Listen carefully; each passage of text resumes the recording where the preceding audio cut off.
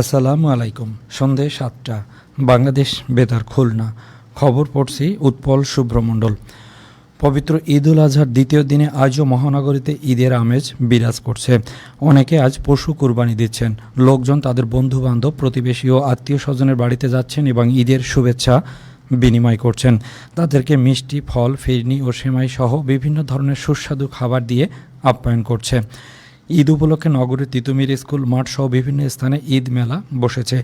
আজও নগরীর জাতিসংঘ শিশু পার্ক, শহীদ হাদিস পার্ক, মুজগন্নি উল্লাস পার্ক, খালিশপুর ওয়ান্ডারল্যান্ড, নিরালা শিশু পার্ক, রিভার ভিউ পার্ক সহ ৬ ও ৭ নম্বর ঘাট এবং জাহানাবাদ চিড়িয়াখানায় শিশু কিশোরদের ভিড় পরিলক্ষিত হচ্ছে।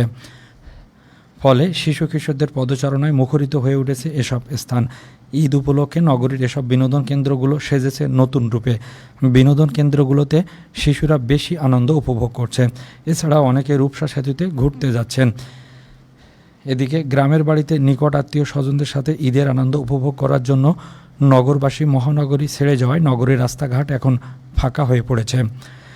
এদিকে নগরীর রাস্তাঘাট অনেকটাই ফাঁকা, তাই যে কোনো ধরনের অনাকাঙ্ক্ষিত ঘটনা রোধ এবং জনগণের জানমালের নিরাপত্তা নিশ্চিত করার লক্ষ্যে আইন শৃঙ্খলা বাহিনী সতর্ক অবস্থায় রয়েছে। নিরাপত্তা ব্যবস্থার অংশ হিসেবে নগরীর বিভিন্ন গুরুত্বপূর্ণ স্থানে পুলিশি টহল বাড়ানো হয়েছে। দেশের অন্যান্য স্থানের মতো খুলনায় আগামীকাল স্বাধীনতার ঘোষক বাংলাদেশ জাতীয়তাবাদী দল বিএনপির প্রতিষ্ঠাতা চেয়ারম্যান ও বহুদলীয় গণতন্ত্রের প্রবর্তক শহীদ প্রেসিডেন্ট জিয়াউর রহমানের ৪৫তম শাহাদাত বার্ষিকী যথাযোগ্য মর্যাদায় পালিত হবে। তিনি ১৯৮১ সালের ৩০শে মে রাতে চট্টগ্রাম সার্কিট হাউজে একদল বিপথগামী সেনা সদস্যদের হাতে শাহাদাত বরণ করেন এবং ১৯৩৬ সালের ১৯শে জানুয়ারি বগুড়ার গাবতলীর বাগবাড়িতে জন্মগ্রহণ করেন। এ উপলক্ষে খুলনা মহানগর ও জেলা বিএনপি ৬ দিনব্যাপী বিভিন্ন কর্মসূচি গ্রহণ করেছে। কর্মসূচির অংশ হিসেবে কালো ব্যাজ ধারণ, দলীয় কার্যালয়ে কালো পতাকা উত্তোলন ও দলীয় পতাকা অর্ধনমিতকরণ, আলোচনা সভা ও দোয়া মাহফিল। এছাড়া লিল্লা বোর্ডিংয়ে এবং এতিমখানায় উন্নত মানের খাবার পরিবেশন করা হবে। মসজিদে বিশেষ দোয়া মাহফিল এবং মন্দির, গির্জা, প্যাগোডা ও অন্যান্য উপাসনালয়ে বিশেষ প্রার্থনার আয়োজন করা হবে। স্বাধীনতার ঘোষক ও বিএনপির প্রতিষ্ঠাতা শহীদ রাষ্ট্রপতি জিয়াউর রহমানের ৪৫তম শাহাদাত বার্ষিকী উপলক্ষে এক আলোচনা সভা আজ বাগেরহাট জেলা বিএনপির কার্যালয়ে অনুষ্ঠিত হয়। বিএনপির কেন্দ্রীয় নির্বাহী কমিটির সদস্য অ্যাডভোকেট শেখ ওয়াহিদুজ্জামান দীপু এতে প্রধান অতিথি ছিলেন। জেলা বিএনপির সাবেক সভাপতি এম এ সালামের সভাপতিত্বে সংসদ সদস্য শেখ মঞ্জুরুল হক রাহাত ও জেলা জামায়াত ইসলামীর আমির মাওলানা রেজাউল করিম সহ বিএনপি ও অঙ্গ সহযোগী সংগঠনের নেতৃবৃন্দ উপস্থিত ছিলেন। পরে শহীদ রাষ্ট্রপতি জিয়াউর রহমানের আত্মার মাগফিরাত কামনায় বিশেষ দোয়া ও মোনাজাত অনুষ্ঠিত হয়। আইন, বিচার ও সংসদ বিষয়ক মন্ত্রী মোহাম্মদ আসাদুজ্জামান বলেছেন, মাদক ও মৌলবাদ যেন সমাজকে গ্রাস করতে না পারে সেজন্য সবাইকে সচেতন হতে হবে। তিনি আজ ঝিনাইদহের শৈলকুপা উপজেলার শেখপাড়া দুঃখী মাহমুদ ডিগ্রি কলেজ আয়োজিত এক ঈদ পুনর্মিলনী অনুষ্ঠানে প্রধান অতিথির বক্তৃতায় একথা বলেন।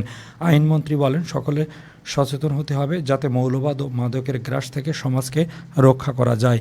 উপজেলা বিএনপি সাধারণ সম্পাদক, স্থানীয় বিএনপি নেতৃবৃন্দ সহ কলেজের সাবেক ও বর্তমান শিক্ষক শিক্ষার্থীরা এ সময় উপস্থিত ছিলেন। বিদ্যুৎ, জ্বালানি ও খনিজ সম্পদ প্রতিমন্ত্রী অনিন্দ্য ইসলাম অমিত বলেছেন, পবিত্র ঈদ উল আজহা আমাদের ত্যাগ, ভ্রাতৃত্ব ও মানবতার শিক্ষা দেয়। এবারের ঈদ সবার জীবনে বয়ে আনুক খুশি, আনন্দ ও শান্তি। কিন্তু আমাদের কিছু অসচেতনতার কারণে সড়কে দুর্ঘটনা বাড়ছে, যা কোনোভাবেই কাম্য নয়। বিশেষ করে নাম্বারবিহীন মোটরসাইকেল ও হেলমেটবিহীন চালকদের বেপরোয়া মনোভাবের কারণে এই দুর্ঘটনাগুলো ঘটছে। তিনি আজ যশোর শহরের ঘোপ পিলুখান সড়কের নিজ বাসভবনে দলীয় নেতাকর্মী সহ সাধারণ মানুষের সাথে শুভেচ্ছা বিনিময়কালে একথা বলেন। প্রতিমন্ত্রী বলেন, সবাইকে ট্রাফিক আইন মেনে চলতে হবে। সচেতনতা বাড়লে দুর্ঘটনাও কমবে এবং ঈদের আনন্দ নিরাপদভাবে সবার মাঝে ছড়িয়ে পড়বে।